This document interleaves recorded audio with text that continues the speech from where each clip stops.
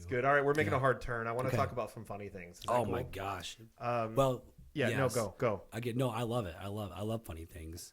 Again, it might just be where like I do have to do like a fake laugh. Yeah, that's true. Booyah. What's the funniest or most unexpected thing that you've had happen during like a service or a sermon?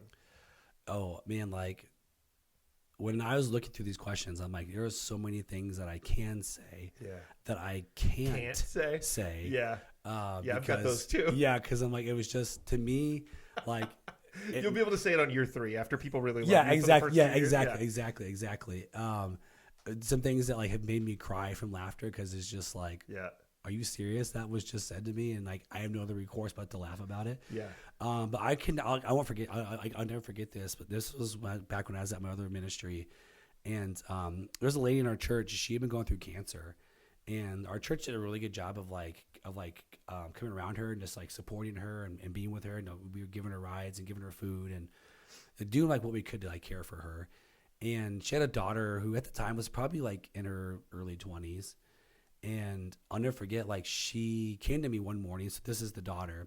This is like one Sunday morning, and she was like, "Hey, like, can I make a announcement during like the announcement time?" And I was like, I don't care, but I don't have the authority to like say you can or can't do that. Yeah. I'm like, you need to go talk to Bruce, and he was like our lead at the time, and so she did, and Bruce said, "Yeah, like, that's fine, go for it." And I'm like, "All right."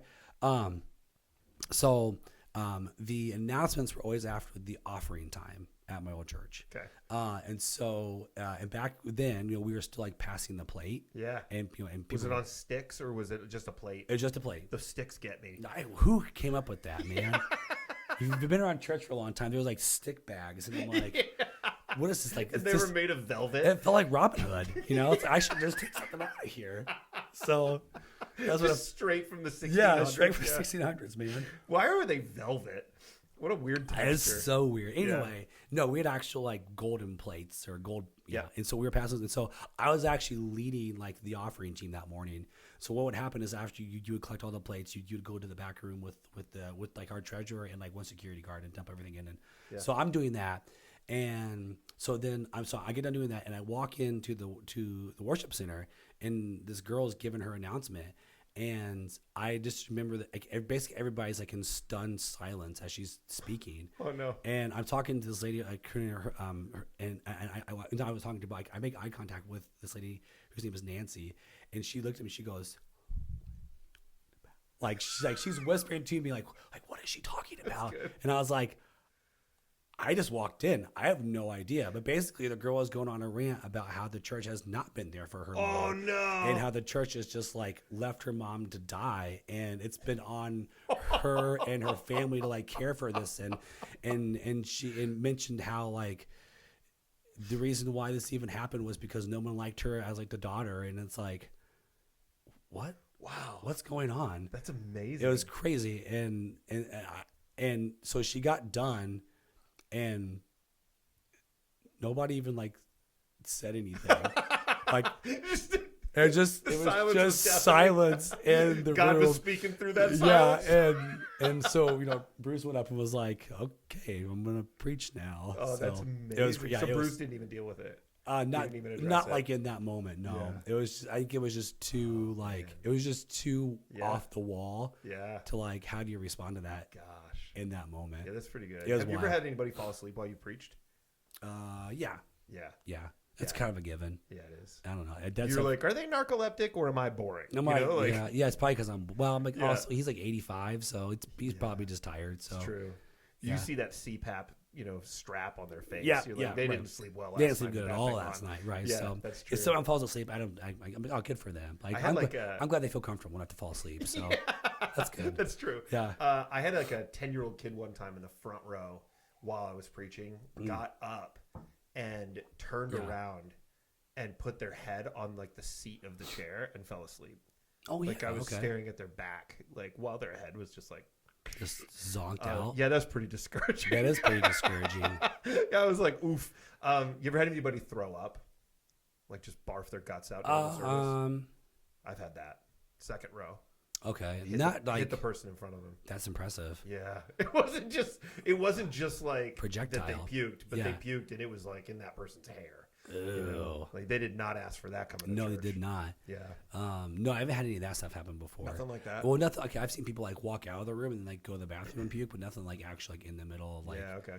like middle of the room. Yeah, that was pretty wild. Did have a lady have a seizure one time. Really? Yeah. Did you stop your sermon? Or did you just power Yeah, through? for like a half. Yeah, for a couple seconds. One time I was preaching. Yeah. This was when I was in Colorado. I was preaching, and someone like gasped like loudly, and it was like a guffaw. You know, like they guffawed, Yeah. and I didn't know what to do, and they like got up and left really quick, and they had gotten a text that their grandfather had died or something like that. Oh, okay, So yeah. I wasn't entirely sure, but I like in that moment I was like, well, I have to keep on preaching, Right. So I was like, does someone want to go check on that person Right now, please? So, yeah. Yeah. So they did, but that was pretty wild. That's pretty wild. Probably the worst thing I've said while I was preaching one time was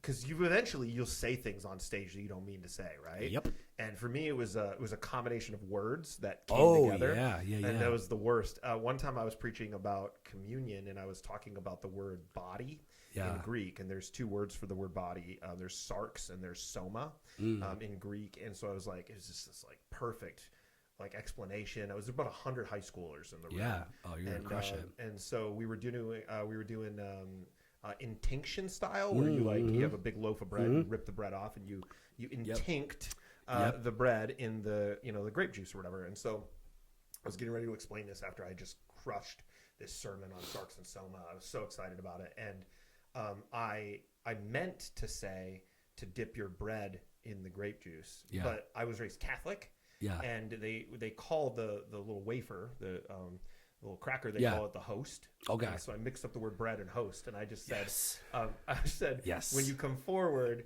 it's such a serious moment too. Yeah. I said, when you come forward, you can come forward and dip your breast in the grape juice.